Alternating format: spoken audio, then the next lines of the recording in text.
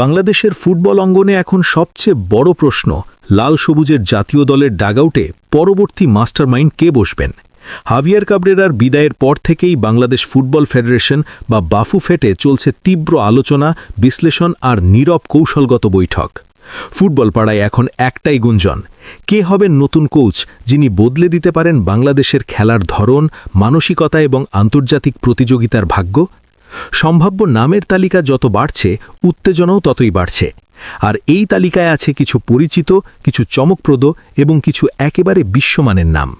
সবচেয়ে আলোচিত এবং রোমাঞ্চকর নামগুলোর মধ্যে একজন হলেন উরুগুয়ের সাবেক বিশ্বকাপ কোচ ডিয়েগো আলানসো। তিনি একসময় পরিচালনা করেছেন লুইস সুয়ারেজ ও এডিনসন কাবানির মতো বিশ্বসেরা তারকাদের দল। তার কোচিং ক্যারিয়ারের সবচেয়ে বড় শক্তি হল হাই ইন্টেন্সিটি ফুটবল এবং আক্রমণাত্মক ট্যাকটিক্যাল স্টাইল। বাংলাদেশের বর্তমান স্কোয়াডে যদি শৃঙ্খলা আর গতি বাড়ানো যায়, তাহলে তার দর্শন দারুণভাবে মানিয়ে যেতে পারে বলে মনে করছেন অনেক বিশ্লেষক। তবে বাস্তবতা হল, তার পারিশ্রমিক বাফুফের জন্য বড় চ্যালেঞ্জ হয়ে দাঁড়াতে পারে। আন্তর্জাতিক মানের কোচ আনার ক্ষেত্রে অর্থনৈতিক সীমাবদ্ধতা সবসময় একটি বড় বাধা। অন্যদিকে দক্ষিণ এশিয়ার ফুটবলে যিনি দীর্ঘদিন ধরে পরিচিত এবং পরীক্ষিত সফল কোচ হিসাবে বিবেচিত, তিনি হলেন পিটার সিগাট।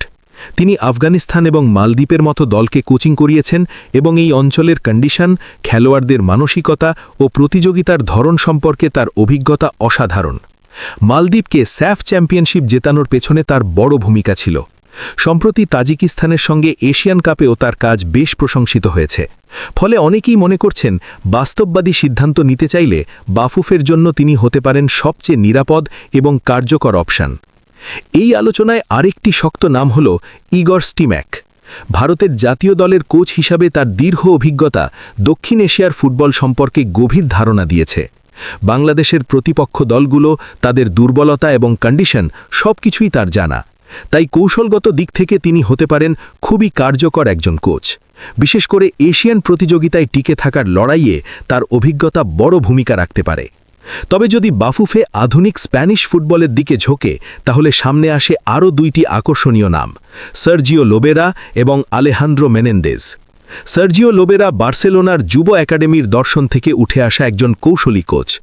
ভারতের মোহনবাগানের মতো ক্লাবে তিনি যে সাফল্য দেখিয়েছেন, তা প্রমাণ করে তার ট্যাকটিক্যাল ইন্টেলিজেন্স এবং আক্রমণাত্মক ফুটবল দর্শন কতটা শক্তিশালী। তার অধীনে খেলোয়াড়রা সাধারণত বেশি টেকনিক্যাল এবং শৃঙ্খলাবদ্ধ হয়ে ওঠে। অন্যদিকে আলেহান্দ্রো মেনেন্দেজ রিয়াল মাদ্রিদ যুব সেটআপ এবং ইস্ট বেঙ্গলের মতো ক্লাবে কাজ করার অভিজ্ঞতা নিয়ে এসেছেন। তিনি বর্তমানে ফ্রি এজেন্ট, যা বাফুফের জন্য একটি বড় সুবিধা হতে পারে। তার আধুনিক ইউরোপীয় ফুটবল ভাবনা এবং তরুণ খেলোয়াড়দের উন্নয়নে মনোযোগ বাংলাদেশের ভবিষ্যতের জন্য গুরুত্বপূর্ণ হতে পারে। তবে এই আলোচনায় সবচেয়ে স্থিতিশীল এবং বাস্তবসম্মত অভ্যন্তরীণ বিকল্প হিসাবে উঠে আসছে আরেকটি নাম, পিটার বাটলার। তিনি বাংলাদেশের নারী দল এবং এলিট একাডেমির সঙ্গে কাজ করে ইতিমধ্যেই নিজের দক্ষতার প্রমাণ দিয়েছেন।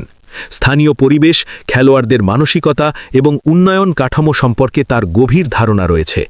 ফলে অনেকেই মনে করছেন, যদি ধারাবাহিকতা এবং স্থিতিশীলতা অধিকার হয়, তাহলে তিনি হতে পারেন সবচেয়ে সহজ এবং কার্যকর সমাধান। এখন মূল প্রশ্ন একটাই, বাফুফে শেষ পর্যন্ত কাকে বেছে নেয় সেই সিদ্ধান্তের অপেক্ষায়।